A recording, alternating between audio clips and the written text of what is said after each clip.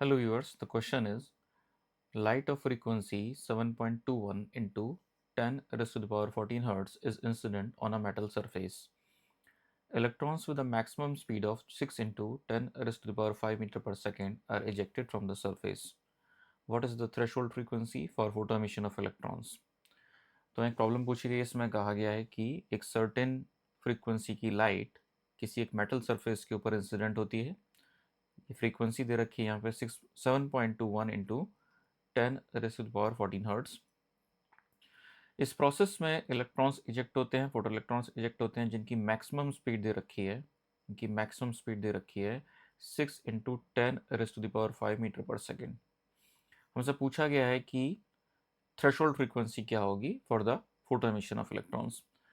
तो यहाँ पे जो बेसिक इक्वेशन है फोटो इलेक्ट्रिक इफेक्ट की, उसको हम यूज़ करेंगे that kinetic energy is equal to h nu minus h nu naught. Kinetic energy जो है हमारी होती है half m v square. H Planck's constant है, यहाँ न्यू है इंसिडेंट फ्रीक्वेंसी, न्यू नॉट है यहाँ पे द थ्रेशोल्ड फ्रीक्वेंसी।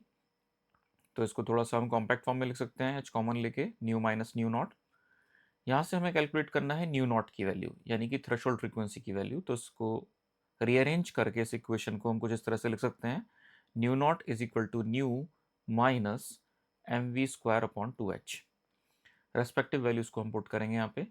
फ्रीक्वेंसी की value 7.21 into 10 raise to the power 14 hertz minus mass, the mass of the electron is 9.1 into 10 raise to the power minus 31 kg v square. Now the velocity is given, velocity दे रखी है हमें 6 into 10 raise to the power 5 metre per second. इसका हम करेंगे square upon 2 times h यानी Planck's constant. Planck's constant की value होती है 6.626 into 10 raise to the power minus 34।